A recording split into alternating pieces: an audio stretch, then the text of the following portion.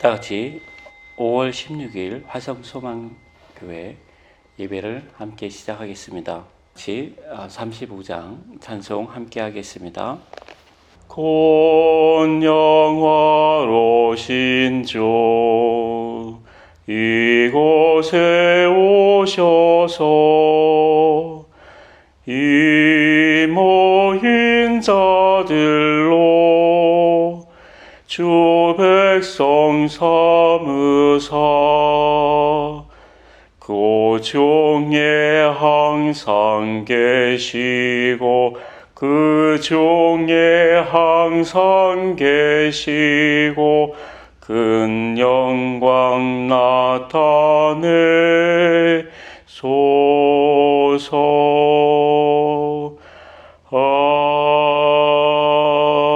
아멘. 다 같이 하나님께 우리의 신앙을 사도신경을 통해 함께 고백하겠습니다. 나는 전능하신 아버지 하나님, 천지의 창조주를 믿습니다. 나는 그의 유일하신 아들 우리 주 예수 그리스도를 믿습니다. 그는 성령으로 잉태되어 동정녀 마리아에게서 나시고 본드 빌라도에게 고난을 받아 십자가에 못 박혀 죽으시고 장사된 지 사흘 만에 죽은 자 가운데서 다시 살아나셨으며 하늘에 오르사 전능하신 아버지 하나님 우편에 앉아 계시다가 거기로부터 살아있는 자와 죽은 자를 심판하러 오십니다. 나는 성령을 믿으며 거룩한 공교회와 성도의 교제와 죄를 용서받는 것과 몸의 부활과 영생을 믿습니다. 아멘. 다 같이 찬송가 559장 찬송 함께 하겠습니다. 사철의 봄바람 불어있고 하나님 아버지 모셨으오니 믿음의 반석도 든든하다. 우리 집 즐거운 동산이라. 고마워라 임마누엘, 예수만 섬기는 우리 집. 고마워라 임마누엘, 복되고 즐거운 하루하루. 어버이 우리를 고이시고 동기들 사랑에 뭉쳐있고 기쁨과 서름도 같이 하니 한간의 초가도 천국이라. 고마워라 임마누엘, 예수만 섬기는 우리 집. 고마워라 임마누엘, 복되고 즐거운 하루하루. 아침과 저녁에 수고하여 다 같이 일하는 온 식구가 한 상에 둘러서 먹고 마셔 여기가 우리의 낙원이라. 고마워라 임마누엘, 예수만 섬기는 우리 집. 고마워라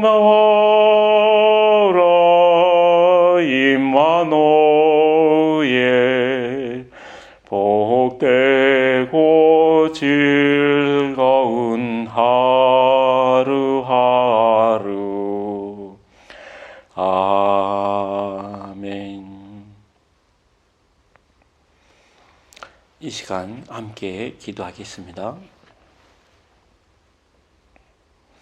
사랑이 많으신 주님 감사드립니다. 오늘 하루 저희가 주님 앞에 온전한 주일로 드릴 수 있도록 인도하여 주시니 감사드립니다. 저희들이 비록 직장과 또 가정과 떨어져 홀로 하나님 앞에 있지만 주님께서 우리와 함께 하시며 홀로 하나님을 대할 때 하나님의 우리의 모든 기도와 우리의 마음과 또 우리의 생각들을 받아주시는 하나님이심을 저희들이 고백드립니다. 사랑이 많으신 주님, 지금 많은 사람들이 가정 가운데 살아가지 못하고 있습니다. 하나님께서 그 많은 이들을 다 불쌍히 여겨 주시길 원합니다. 또한 하나님 그분들의 마음을 위로하시며 하나님 안에서 진정한 가정을 찾을 수 있는 그런 은혜를 허락하여 주시길 원합니다. 또한 하나님, 저희들이 두고 온 가정과 또 우리 자녀들과 우리의 손자들, 손녀들이 있습니다.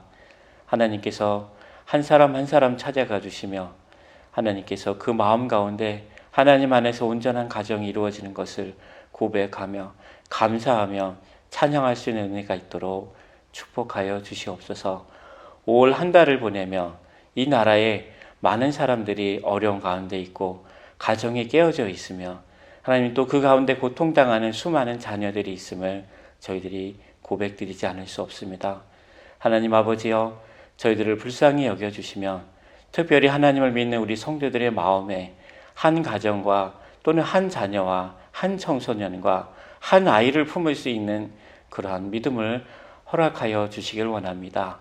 그리하여 이 나라에 있는 모든 어려움 당한 아이들이 하나님을 만나고 하나님 안에서 새로운 가정을 찾을 수 있는 은혜가 있기를 간절히 소원하옵나이다. 사랑이 많으신 주님, 또한 오늘 우리가 하나님 앞에 나올 때 빈손으로 나오지 아니하였습니다. 하나님, 우리의 가정을 지켜주신 것을 감사드리며 감사 헌금을 드렸습니다. 또한 하나님, 우리의 가정이 먹고 살 수 있는 일터를 주심을 감사드리며 또한 하나님 앞에 11조의 힘을 드렸습니다. 하나님 아버지, 우리가 하나님 안에서 오늘도 살아가고 있음을 감사하며 우리가 복음을 만난 기쁨의 감격을 다른 나라에도 전할 수 있는 그 마음을 담아 선교 헌금을 하나님께 드렸습니다. 사랑이 많으신 주님, 저희들이 일생 동안 살아오며 하나님 앞에 늘 살아가길 원하며 일천번제를 드린 손길들이 있습니다. 하나님 아버지여, 오늘 이 시간 모든 예물을 잘 받아주시고 하나님 아버지께서 기뻐하시는 예물이 되도록 우리의 삶을 주관하시며 우리의 마음을 감동 감화 시켜주시기를 날마다 간절히 바라고 원합니다. 하나님 아버지, 오늘 예배의 시종을 주님께서 지켜주시며 오늘도 많은 사람들이 교회를 찾지 못하고 하나님 인터넷으로 하나님께 예배를 드리고 있습니다. 하나님께서 일일이 찾아가 주시며 말씀을 전하는 자들이나 말씀을 듣는 자들이나 모두가 복된 하루가 되도록 축복하여 주시옵소서. 예수님의 이름으로 기도드리옵나이다. 아멘. 이 시간 하나님이 우리에게 주시는 말씀입니다. 함께 보겠습니다. 마태복음 19장 1절에서 10절 말씀입니다. 예수께서 이 말씀을 마치시고 갈릴리를 떠나 요단강 건너 유대 지경에 이르시니 큰 무리가 따르거늘 예수께서 거기서 그들의 병을 고치시더라. 바리새인들이 예수께 나와 그를 시험하여 이르되 사람이 어떤 이유가 있으면 그 아내를 버리는 것이 옳으니까? 예수께서 대답하여 이르시되 사람을 지으신 이가 본래 그들을 남자와 여자로 지으시고 말씀하시기를 그러므로 사람이 그 부모를 떠나서 아내에게 합하여 그 둘이 한 몸이 될지니라 하신 것을 읽지 못하였느냐? 그런즉 이제 둘이 아니요 한 몸이니 그러므로 하나님이 짝지어 주신 것을 사람이 나누지 못할지니라 하시니 여짜오되 그러면 어찌하여 모세는 이혼 증서를 주어서 버리라 명하였나이까? 예수께서 이르시되 모세가 너희 마음의 완악함 때문에 아내 버림을 허락하였거니와 본래는 그렇지 아니하니라. 내가 너희에게 말하노니 누구든지 음행한 이유 외에 아내를 버리고 다른 데 장가드는 자는 간음함이니라. 제자들이 이르되 만일 사람이 아내에게 이같이 할진대 장가들지 않는 것이 좋겠나이다. 아멘. 오늘의 설교 제목은 조금 깁니다. 사람이 아내에게 장가드는 것이라는 주제입니다. 최근 이혼율이 매우 높습니다. 이유는 부부가 서로에게 충실하지 않기 때문이며 둘째로는 경제적인 이유가 있습니다.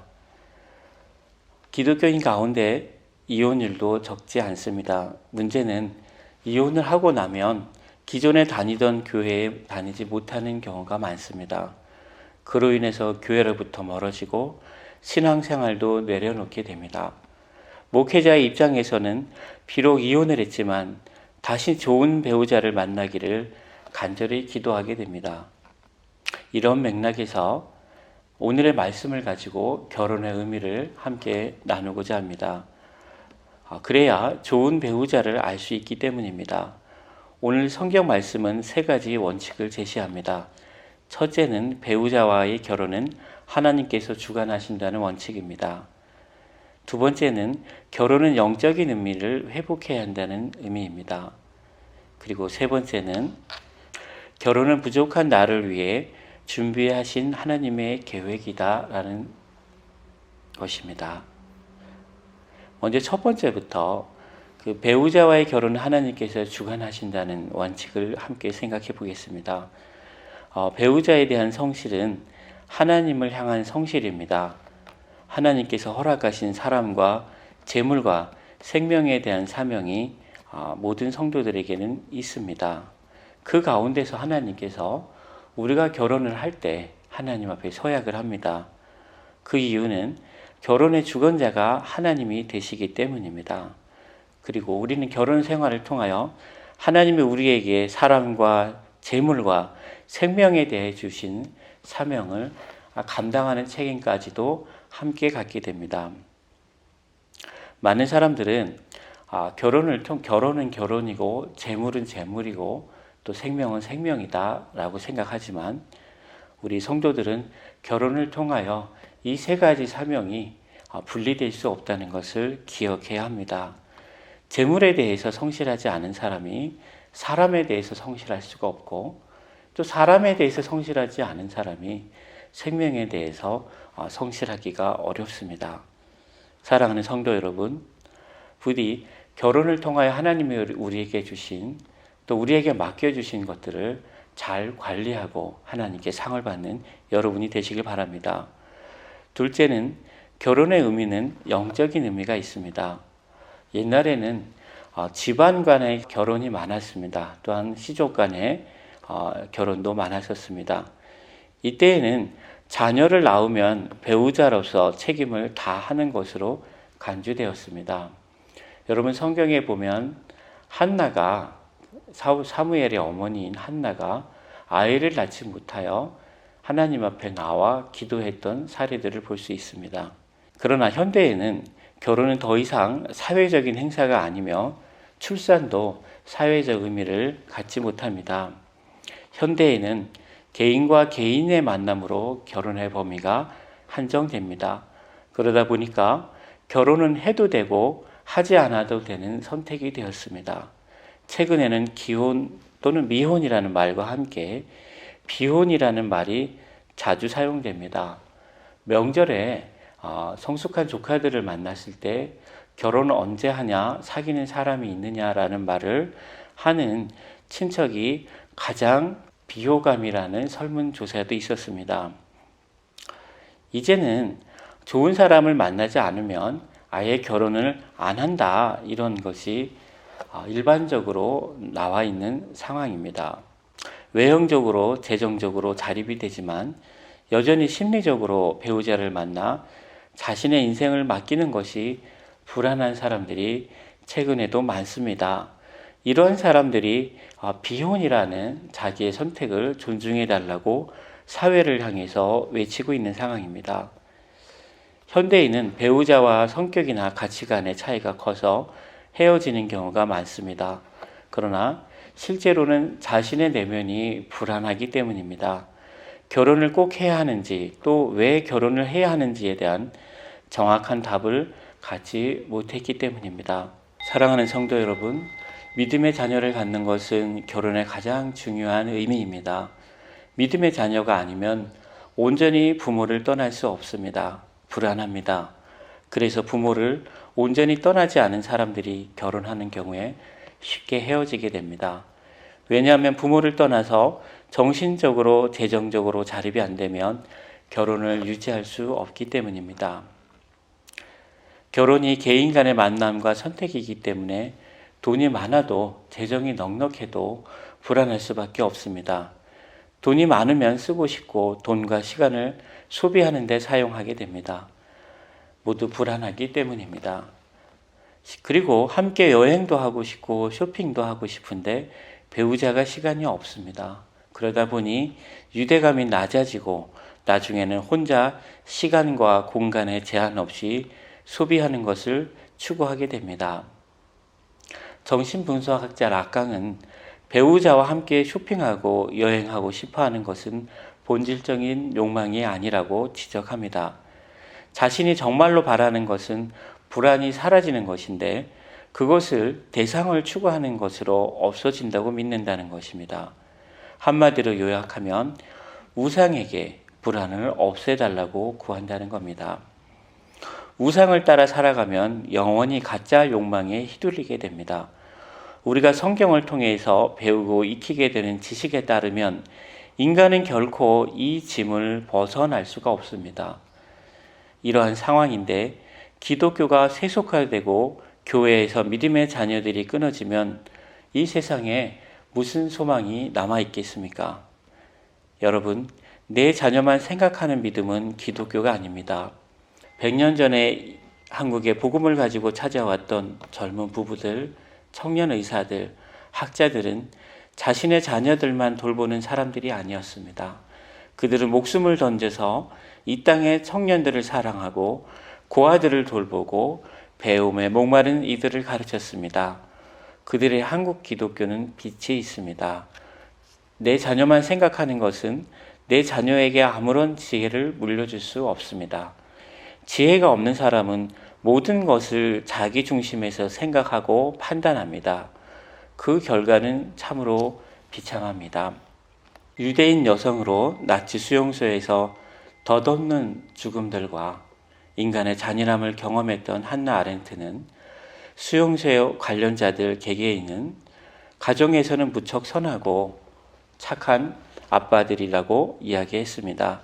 그러나 그들은 위에서 내려오는 명령에 대해서 거절하지 못하고 그것을 수행했습니다. 결국 한나 아렌트는 인간이 사회의 모든 판단과 결정을 위임하게 되면 결국 인간을 위한 사회가 아니라 사회를 위한 사회로 전락하게 되고 온전한 사회로서의 기능을 감당하지 못하게 된다는 결론에 이르렀습니다. 믿음의 자녀는 자신의 불안을 직면할 줄 알고 하나님의 도우심을 구할 줄 알고 사명을 실천할 줄 아는 사람입니다. 다윗을 보면 곰과 사자와 싸웠고 나중에는 골리앗을 이겼다고 성경은 말합니다. 양을 치던 소년인 다윗은 양들에 대한 사명을 가지고 있었습니다. 곰과 사자에 의해서 죽임을 양들이 무참하게 당하는 것을 보고 마음속에 양들을 보호하겠다는 각오를 하나님께 드렸습니다. 많은 목자들은 대항하는 것보다는 피하는 것을 택했지만 다윗은 그 방법을 하나님께 구했습니다. 결국 물매를 이용해 곰과 사자를 이기려고 도전했고 마침내 승리했습니다. 소년 다윗에게 불안과 두려움이 왜 없었겠습니까? 신기하게도 사명 가운데 하나님을 생각하고 하나님의 이름을 부르면 두려움과 불안이 없어지는 겁니다. 하나님을 불러도 두려움과 불안이 없어지지 않는다면 기독교인은 어떻게 될까요? 예수님은 소금이 맛을 잃으면 땅에 버리움을 당하고 마침내 발에 밟힐 것이라고 하셨습니다. 오늘날 한국 사회에 이렇게 기독교인이 많은데 하나님의 이름을 부르는 사람이 이렇게 많은데 왜 불안과 두려움은 계속 늘어나는 것일까요? 저는 진지한 기독교인이라면 그 모든 문제가 가정에 있다는 심리학자들의 의견에 귀를 기울일 필요가 있다고 생각합니다. 부모가 맞벌이를 하면 아이는 타인의 손에 맡겨지거나 홀로 남게 됩니다. 타인은 부모와 같이 아이에게 즉각적인 필요에 반응을 해주지 못합니다. 그런 경험이 계속 쌓이게 되면 아이는 타인에 대한 마음의 문을 닫게 됩니다. 기대를 하지 않게 됩니다. 오늘날 만 3세가 되기 전에 이런 자폐적인 성향을 가진 아이들이 수도 없이 늘어나고 있고 오늘도 늘어나고 있습니다. 또한 성인이 되어도 배우자를 만나지 못하는 사람들이 많습니다. 그 결과 타인들 속에 홀로 남게 되고 타인에 대한 신뢰는 점점 희석됩니다. 인간을 바라보기보다 직장에서 자신의 책임과 보수를 생각하며 살아가게 됩니다. 이런 시간이 지속되고 나면 어느 순간에는 자신에 대한 마음의 문을 닫게 됩니다. 이것이 우울적 성향을 가진 사람들의 특성입니다. 우울적 성향을 갖게 되면 히스테리적인 성격과 행동을 반복하게 됩니다. 이런 사람은 하나님께 배우자를 구하지 않으면 영원히 만날 수가 없습니다. 배우자가 채워주지 못하는 부분은 부모도 동료도 친구도 그 부분을 채워줄 수가 없습니다. 대부분 비혼자들은 정신적으로 영적으로 매우 공고한 처지에서 방황하게 됩니다. 사랑하는 성도 여러분, 적어도 결혼에 관해서는 영적인 의미에서 만남과 결혼과 출산을 생각하시길 바랍니다. 특히 믿음의 자녀를 낳는 것과 사명이 매우 중요합니다. 믿음의 자녀는 모든 위로 중에 위로가 됩니다. 그리고 사명은 모든 환난과 위기 가운데서 우리가 길을 잃지 않고 앞으로 나아갈 이정표가 됩니다.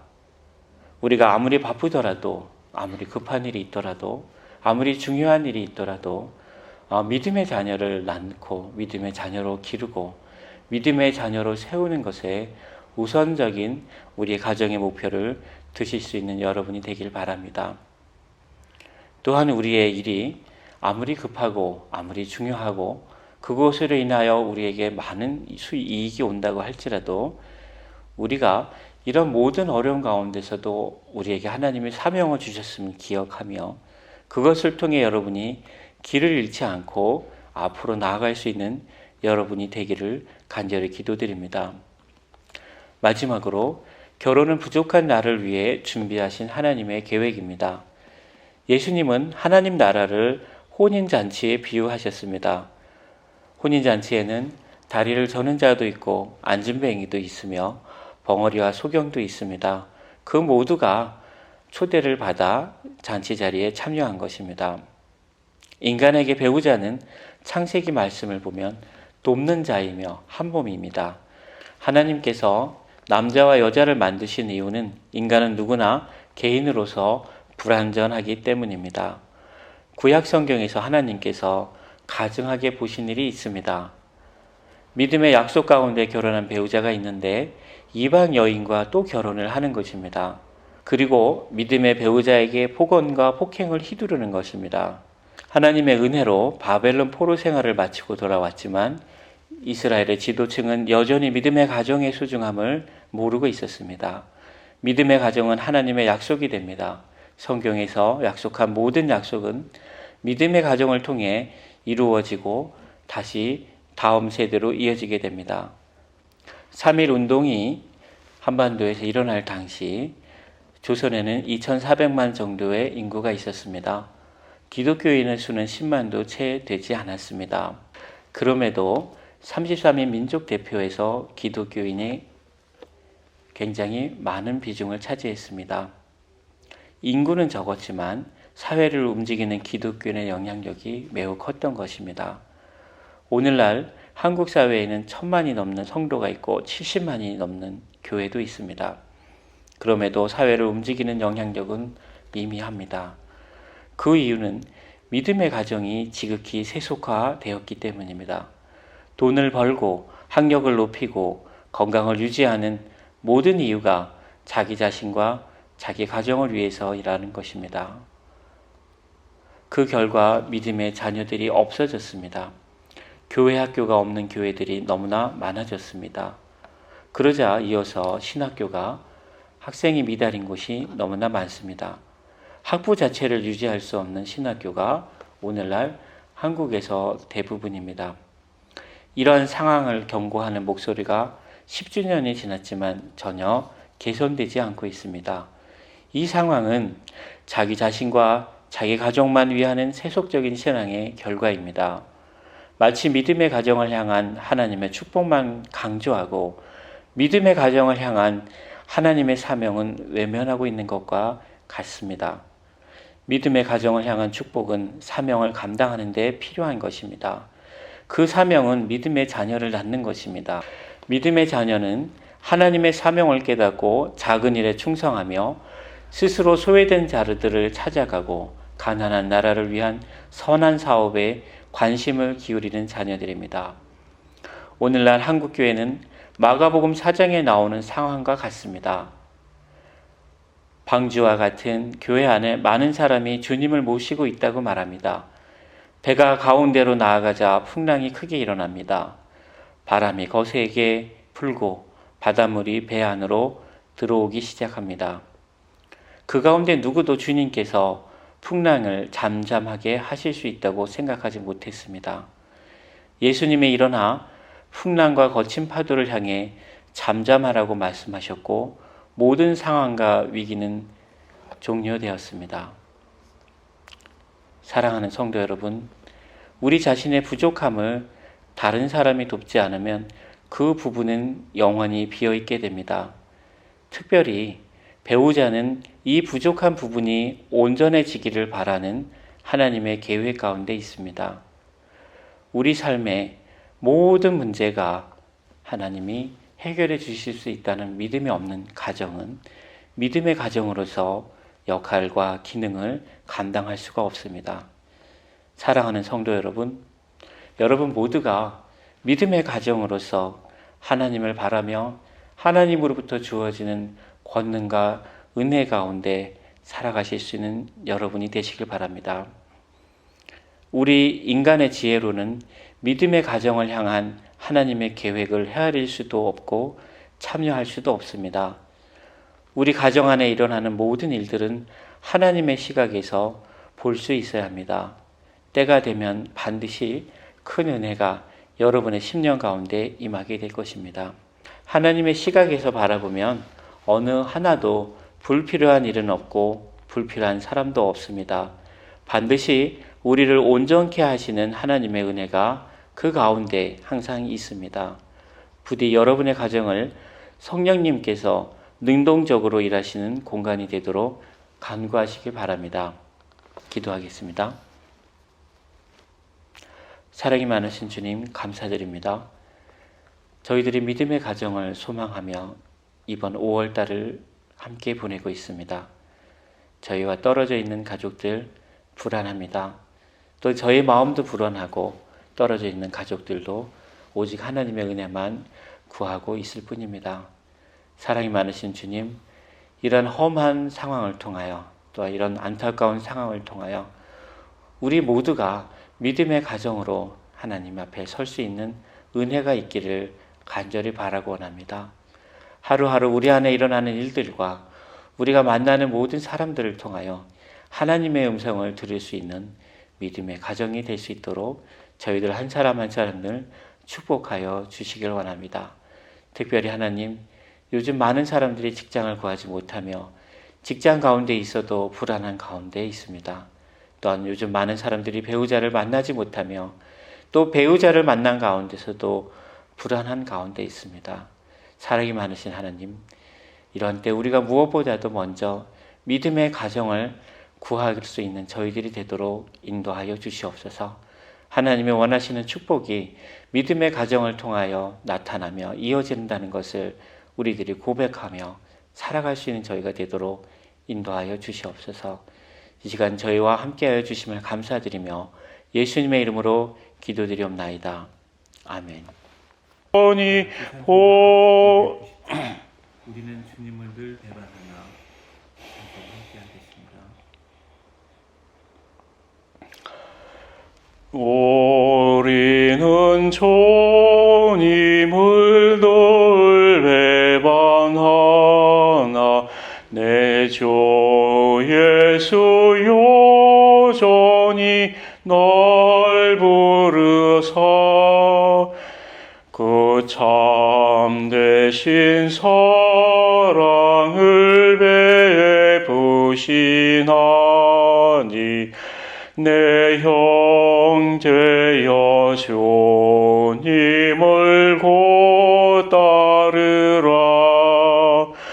주 널 위해 비네 주 널 위해 비네 주 널 위해 비네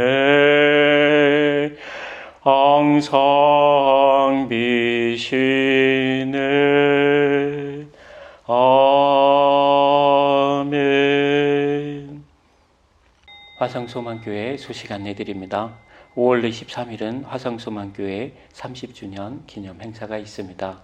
오후 3시에 30주년 기념 행사가 있습니다. 많은 분들이 참석해 주시면 감사하겠습니다. 특별히 박영아 사모님, 또 오세창 목사님, 또 긴 시간 동안 이 교회를 섬겨 오셨습니다. 여러분께서 이임을 하시는 또 이 자리에 함께 참석해 주셔서 위로해 주시고 또 두 분을 위해 축하해 주시면 감사하겠습니다. 또한 부족한 제가 또 그날 같은 날 취임을 하게 됩니다.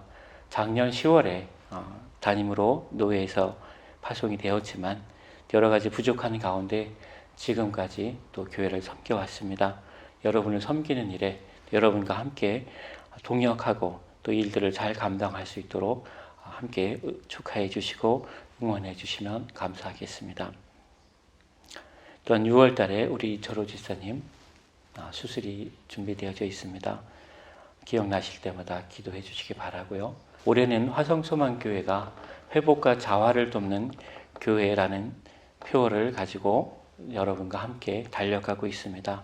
첫 번째 목표는 말씀 읽기에 힘쓰기입니다. 두 번째는 기도에 전혀 힘쓰기입니다. 세 번째는 재활운동을 힘쓰기입니다. 여러분께서 우리 화성소망교회 올해의 목표를 기억하시고 우리들 삶 속에서 말씀 읽기와 기도와 재활에 최선을 다하는 여러분들이 되시길 바랍니다. 이 시간 다 같이 601장 찬송 함께 하시며 찬양하라 내 영혼아 찬양하라 내 영혼아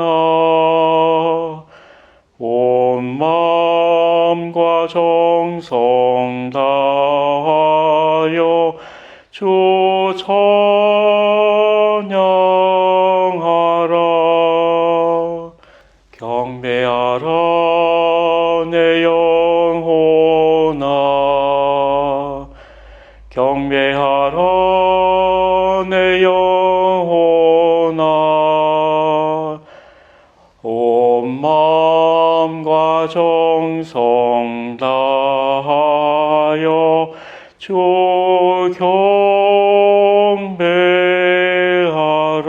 경배하라.